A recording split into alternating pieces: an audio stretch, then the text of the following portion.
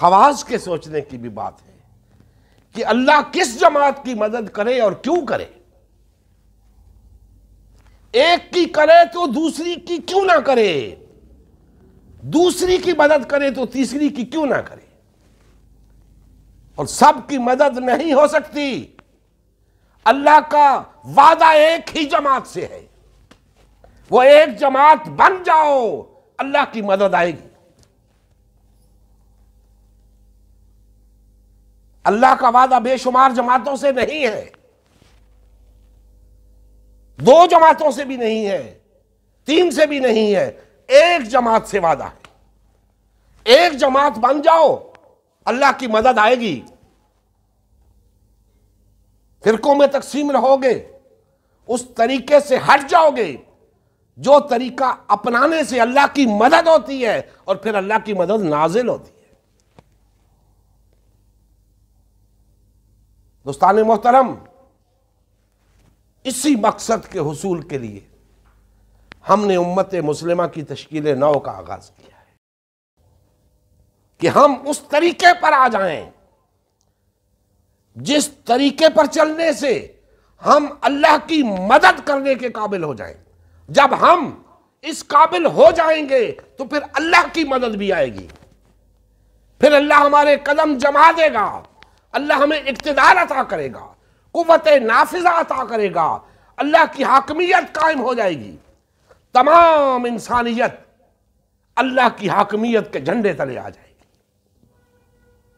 اس کے سوا اس کا کوئی حل نہیں. تم چند نہیں, چند ہزار جماعتیں بنا کے دیکھ لو, کوئی نتیجہ نہیں نکلے گا. اللہ کی مدد تمہارے لیے نہیں آئے گی. اور یہ نہ سمجھنا کہ یہ شخص یہاں بیٹھ کے کسی حسد کی بنیاد پہ, کسی بغض کی بنیاد پہ کوئی بات کر رہا ہے. بخدا مجھے کچھ نہیں لینا دینا تم سے. تم خود اپنے گریبان میں جھانک کر دیکھ لو, کیا تمہیں نظر آتا ہے کہ تمہارے لیے اللہ کی مدد نازل ہوگی؟ اور اگر تمہیں ایسا لگتا ہے تو تمہیں ایسا کیوں نہیں لگتا کہ دوسرے کے لیے اللہ کی مدد آئے گی؟ اگر تم سب اللہ کی مدد کر رہے ہوتے تو سب کے سب اللہ کے دین کے غلبے کے لیے اٹھ کھڑے ہوتے. لیکن نہیں, ایک اٹھتا ہے دوسرا تماشا دیکھتا ہے, دوسرا اٹھتا ہے تیسرا تماشا دیکھتا ہے. یہ ہے تمہارا ایمان, یہ ہے تمہارا اللہ کا مومن ہونا. یہ بات تو رہ ہی گئی کہ مومن ہوتا کون ہے؟ جس کے لیے اللہ کی مدد آتی ہے. یاد رکھیں, وہ اللہ کا مومن ہوتا ہے, اللہ پر ایمان لانے والا ہوتا ہے.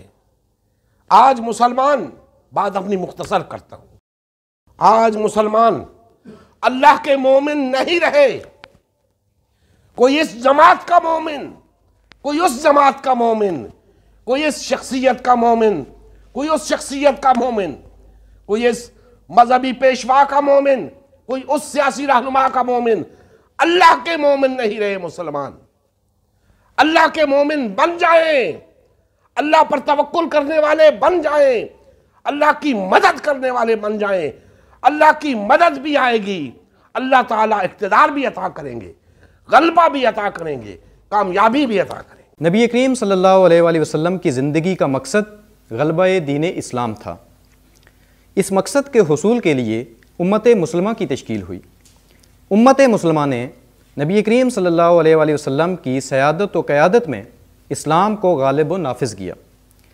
جب تک امت مسلمہ میں وحدت رہی, اسلام کا غلبہ برقرار رہا. جیسے ہی امت مسلمہ میں تفرقہ رونما ہونا شروع ہوا, یعنی پارٹی بازی شروع ہوئی, اسلام کا غلبہ جاتا رہا.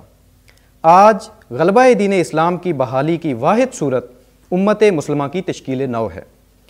الحمدللہ ہم نے غلبہ دین اسلام کی بحالی کے لیے اللہ کے رسول کی جماعت امت مسلمہ کو بحال و فعال کرنے کا بیڑا اٹھایا ہے۔ یہ ہمارا ہی نہیں، ہر کلمہ گو کا اولین فریضہ ہے کہ ہر قسم کے باطل اور طاغوتی نظام کے خلاف اٹھ کھڑا ہو اور غلبہ دین اسلام کی بحالی کے لیے فرقہ واریت اور پارٹی بازی سے کنارہ کش ہو کر صرف اور صرف امت مسلمہ کو بحال و فعال کرنے میں اپنا تن من دھن لگائے۔ اس مشن کا حصہ بن کر اپنا فرض منصبی ادا کیجیے، حق مسلمانی ادا کیجیے۔ مزید تفصیل کے لیے ہمارا یوٹیوب چینل امت مسلمہ سبسکرائب کریں۔ ہمارا فیس بک پیج امت مسلمہ کی تشکیل نو لائک کریں۔ اس پیغام کو زیادہ سے زیادہ شیئر کریں۔ سوال و جواب یا فیڈ بیک کے لیے ہمارا واٹس ایپ گروپ یا میسنجر گروپ جوائن کریں یا اس نمبر پر رابطہ کریں۔ نمبر اور تمام لنکس ڈسکرپشن میں بھی موجود ہیں۔